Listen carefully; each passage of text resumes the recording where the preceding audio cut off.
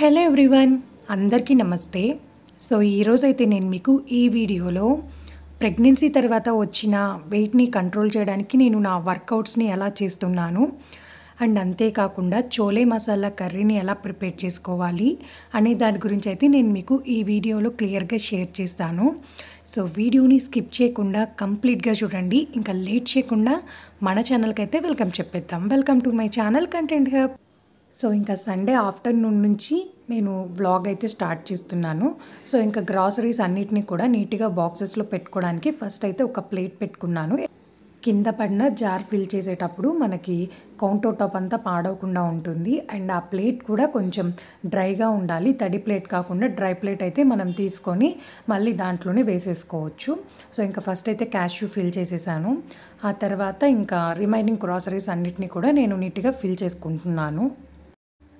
And తర్వాత sugar and coffee powder ఇవన్నీ ఉంటాయి కదా, సో వాటిని కూడా నీట్గా ఒక జార్లో అయితే ఫిల్ చేసుకుంటున్నాను.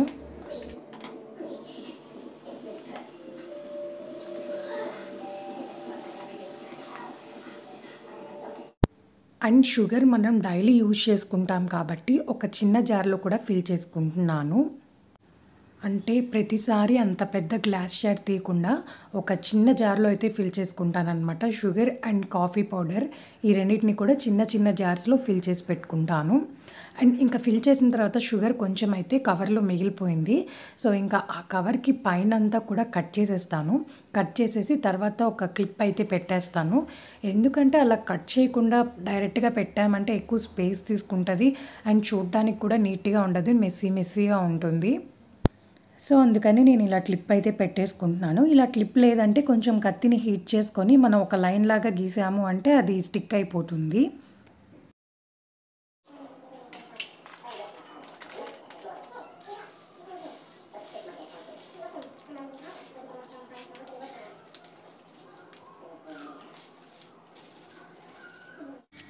అండ్ ఇంకా దాంట్లో ఒక చిన్న స్పూన్ అయితే పెట్టేసుకుంటున్నాను కాఫీ జార్లో.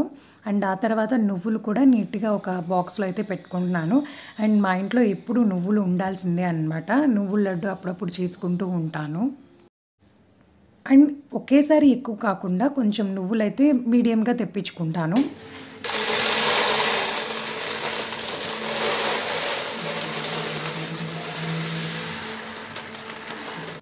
అండ్ ఎక్కువ పొట్టు మినపప్పు తెప్పిస్తూ ఉంటాను. ఎందుకంటే దోశలు, ఇడ్లీలు ఎక్కువ వేసుకుంటూ ఉంటామన్నమాట మేము, అందువల్ల. అండ్ ఇంకా గుండు మినపప్పు కూడా ఫిల్ చేసి పెట్టుకున్నాను.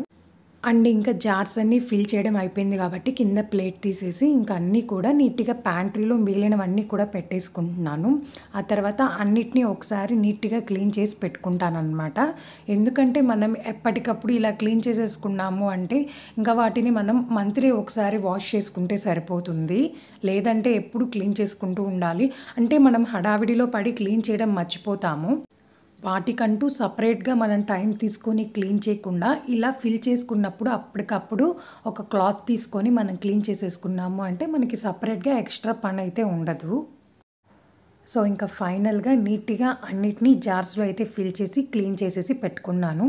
ఇలా ఉంటే చూడ్డానికి బాగుంటుంది అండ్ నాకు కూడా ఈజీగా ఉంటుంది అనమాట. ఏది కంప్లీట్ అయింది, ఏది కంప్లీట్ అవ్వలేదు అని చెక్ చేసుకోవడానికి. అండ్ ఇంకా కౌంటర్ టాప్ మీద ఒక క్లాత్ అయితే వేసేసుకొని చిన్నుల్లిపాయల్ని దంచుతున్నాను అనమాట. రోల్కి లోపల ఒక కర్ర ఉంటుంది కదా, సో దాంతో అయితే దంచేస్తున్నాను.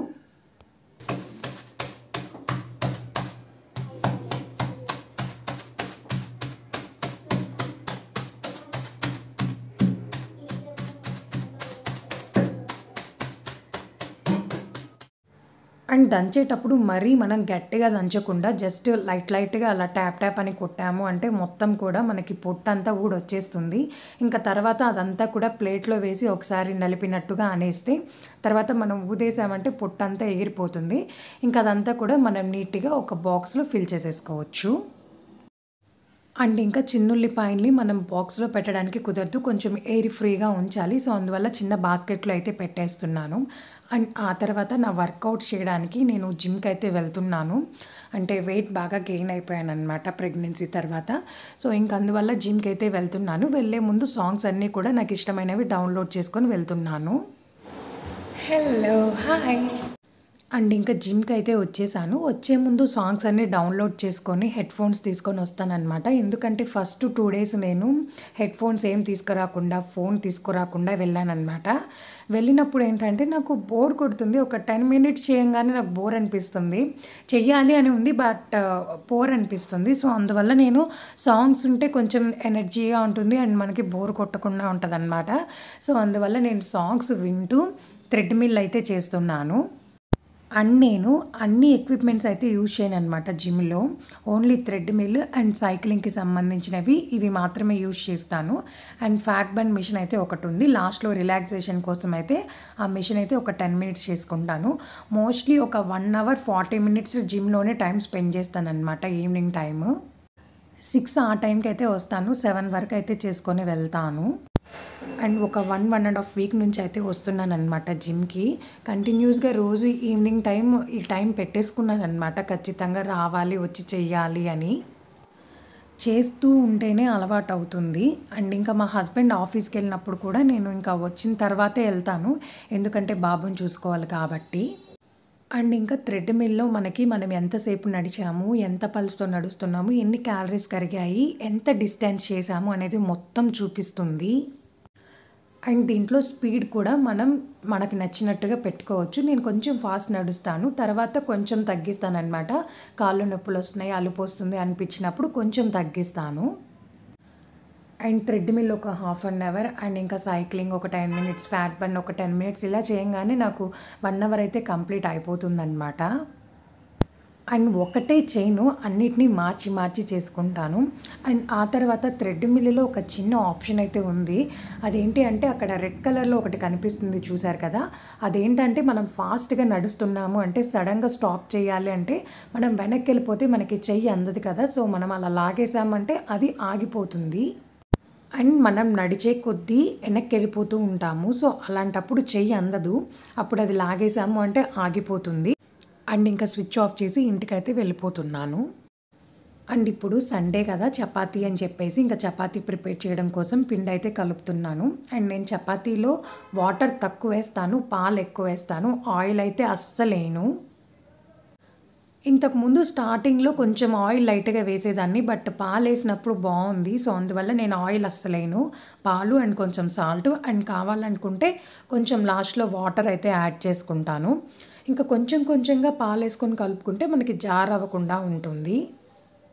అండ్ పిండిని మనం ఎంత కలిపితే అంత బావుంటదనమాట చపాతీ. సో, అందువల్ల ఎక్కువ సేపు కలపాలని చెప్పి ఇంకా సాంగ్స్ అయితే పెట్టుకొని చపాతీ పిండయితే కలుపుతున్నాను. ఈ సాంగ్ 'యానిమల్‌లో' నా ఫేవరెట్ సాంగ్ అనమాట. మూవీ అయితే ఇంకా చూడలేదు.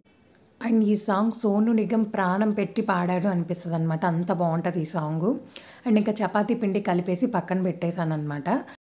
అండ్ ఇంకా చపాతీ పిండి మీద మూత పెట్టేసుకొని ఒక హాఫ్ అన్ అవర్ అయితే పక్కన పెట్టేసుకుంటున్నాను. ఈ లోపల చపాతీ పీటని కడిగి పెట్టుకుంటున్నాను. ఎందుకంటే అప్పటికప్పుడు అంటే చపాతీలేసే టైంలో తీసి కడగడం కంటే ముందుగా ఇలా మనం కడిగి తుడిచిపెట్టుకున్నాము అంటే అది మనం చపాతీలు చేసే టైంకి డ్రై అయిపోతుంది. అండ్ ఈ చపాతీ పీటని క్లీన్ చేయడం కోసం నేను కిచెన్ టవల్ అయితే యూజ్ చేస్తున్నాను. అలాగే చపాతీ కర్రను కూడా నీట్‌గా క్లీన్ చేసుకొని పక్కన పెట్టుకున్నాను. అండ్ ఈలోపు శనగల్ని ఉడకపెట్టేసుకుంటున్నాను. ఈ శనగలు ఒక 1 గ్లాస్ ఆఫ్ శనగలు తీసుకొని ఒక 4 అవర్స్ నానబెట్టేసి బాగా వాష్ చేసుకోవాలి. ఈ శనగల్ని ఆఫ్టర్‌నూన్ 3 ఆ టైంకి మనం నానబెట్టాము అంటే 7 కల్లా నీట్‌గా నానిపోతాయి. ఆ తర్వాత ఇంకా నీట్‌గా ఒకసారి వాష్ చేసేసుకొని ఇంకా మొత్తం కంప్లీట్‌గా వాటర్ పోసేసుకొని ఇంకా కుక్కర్‌లో అయితే పెట్టేసుకోవాలి. కంప్లీట్‌గా అంటే కొంచెం మొత్తం మునిగే వరకు అంటే శనగలు మునిగే వరకు వాటర్ పోసి ఇంకా కుక్కర్‌లో పెట్టేసుకొని 3, 4 విజిల్స్ అయితే రానిచ్చేసేయాలి. అండ్ ఇంకా కుక్కర్ విజిల్స్ వచ్చే లోపల వెజిటబుల్స్ అయితే కట్ చేసుకుంటున్నాను. అండ్ పచ్చిమిర్చిని సన్నగా పొడుగ్గా కట్ చేసేసుకోవాలి. అండ్ ఇందులో మనం టమోటాలని సన్నగా కట్ చేయాల్సిన అవసరం అయితే లేదు. జస్ట్ మామూలుగా కొంచెం ముక్కలు కట్ చేసేసుకొని మిక్సీలో పేస్ట్ లాగా వేసేసుకుంటే సరిపోతుంది. అందుకే నేను మామూలుగా చిన్న చిన్న ముక్కలు చేయకుండా కొంచెం పెద్ద ముక్కలు అయితే చేసేసుకుంటున్నాను. అండ్ దాంతోపాటు చిన్నుల్లిపాయ అండ్ అల్లం కూడా రెడీ చేసి పెట్టుకోవాలి. ఇప్పుడు నేను టమోటా ముక్కల్ని మిక్సీలోకి అయితే వేసేసుకుంటున్నాను. ఫస్ట్ ఒకసారి మిక్సీ వేసిన తర్వాత అదంతా కూడా ఒక కప్‌లో వేసేసుకొని ఆ తర్వాత అల్లం అండ్ చిన్నుల్లిపాయ ఉన్నాయి కదా! అవి పేస్ట్ లాగా వేసేసుకుంటున్నాను. తర్వాత ఇంకా ఆనియన్స్‌ని కూడా చిన్న చిన్నవిగా కట్ చేసుకోవాలి. మీకు ఎంత కుదిరితే అంత చిన్నవిగా కట్ చేసుకోండి. అండ్ మీ ఇంట్లో ఉండే మెంబర్స్ని బట్టి ఈ వెజిటేబుల్స్ అయితే తీసుకోవాలి.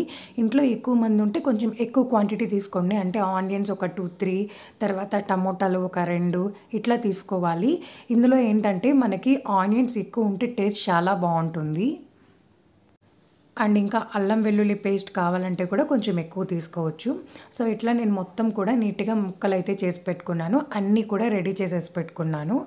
అండ్ ఇంకా వీటితో పాటు మసాలా దినుసులు కొంచెం బిర్యానీ ఆకు, లవంగాలు అండ్ దాల్చిన చెక్క ఇవేంటంటే ఫ్లేవర్ కోసం అన్నమాట.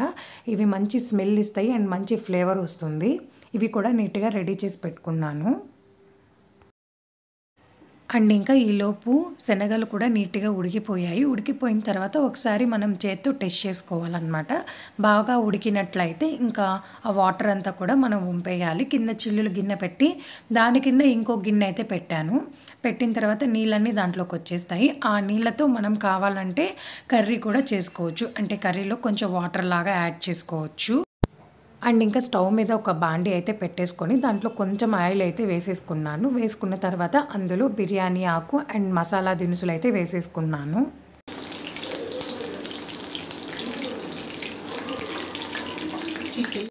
అవి వేగాక దాంట్లో కొంచెం ఆనియన్స్ కట్ చేసి పెట్టుకున్నాను కదా, అవన్నీ వేసేసుకోవాలి. ఆనియన్స్ త్వరగా వేగడం కోసం కొంచెం సాల్ట్ కూడా యాడ్ చేసుకోవచ్చు. నేనైతే యాడ్ చేయలేదు. ఇంకా ఆనియన్స్ ఫ్రై అయిపోయిన తర్వాత ఇంకా దాంట్లోనే నేను పచ్చిమిర్చి కట్ చేసుకున్నాం కదా, అవి కూడా వేసేసుకున్నాను. ఇంకా తర్వాత టమోటాని మనం గ్రైండ్ చేసాం కదా అది అండ్ అల్లం వెల్లుల్లి పేస్ట్ ఇవన్నీ కూడా వేసుకొని బాగా ఒకసారి మొత్తం కలుపుకోవాలి. తర్వాత కొంచెం పసుపు వేసుకున్నాను. తర్వాత మనం ఉడకబెట్టిన శనగలన్నీ కూడా వేసేసాను. ఆ తర్వాత మనకి గ్రేవీ లేదు కాబట్టి, అంటే గ్రేవీ ఎక్కువ లేదు కాబట్టి శనగల్ని కొంచెం పక్కకి తీసి పెట్టుకొని దాంట్లో కొంచెం వాటర్ యాడ్ చేసుకొని పేస్ట్ లాగా గ్రైండ్ చేసేసి అదంతా కూడా దీంట్లో మిక్స్ చేసేయాలి. మిక్స్ చేసినాక కొంచెం ఇందాక మనం నానబెట్టుకున్నాం కదా శనగలతో వాటరు, ఆ వాటర్ అంతా కూడా ఇందులో కలిపేసుకోవాలి. ఇంకా లాస్ట్లో కొంచెం ఉప్పు, కారం అండ్ మసాలా పౌడర్ మీకు ఎంత కావాలనుకుంటే తగినంత అంతవరకు వేసుకోండి. అంటే కొంతమంది ఉప్పు కారం ఎక్కువ తినే వాళ్ళు అనుకోండి, స్పైసీగా కావాలనుకుంటే అవి కొంచెం ఎక్కువ వేసుకోవచ్చు. నేనైతే నార్మల్గా వేసేసుకున్నాను. అండ్ ఇంకా లాస్ట్లో మనం స్టవ్ ఆఫ్ చేసేసి కానీ లేకపోతే మీడియం ఫ్లేమ్లో పెట్టుకొని మనం ఇంకా కొత్తిమీర అంతా కూడా తురుముకొని వేసేసుకోవాలి. అండ్ ఇంకా ఫైనల్గా కర్రీ అయితే రెడీ అయిపోయింది. చపాతీలను కూడా చేసి వేసేసుకుంటున్నాను. ఇంకా ఇవన్నీ కూడా నేను చపాతీలన్నీ కూడా ఒక హాట్ బాక్స్లో వేసి పెట్టుకుంటున్నాను. అండ్ ఇంకా కర్రీ రెడీ అయిపోయింది, చపాతీలు రెడీ అయిపోయాయి అండ్ ఆనియన్స్ అండ్ లెమన్ కూడా కట్ చేసి పెట్టుకున్నాను. చూడండి పాలు వేయడం వల్ల చపాతీలు ఎంత మెత్తగా వస్తాయో మీరు కూడా ఒకసారి ట్రై చేయండి. నేను ఎప్పుడు చపాతీలని పాలతోనే కలుపుతాను. అండ్ ఇంకా ఫైనల్గా ప్లేట్లో అయితే పెట్టేసుకొని తినేస్తున్నాం. అండ్ చపాతీలోకి ఆనియన్ అండ్ లెమన్ కాంబినేషన్ అయితే చాలా బాగుంటుంది. సో ఇంతే ఫ్రెండ్స్, సింపుల్ వీడియో. నా వీడియో మీకు నచ్చినట్టయితే ప్లీజ్ దయచేసి లైక్, షేర్ అండ్ సబ్స్క్రైబ్ అయితే చేయండి. Thank you for watching. See you soon in my next video. Bye bye.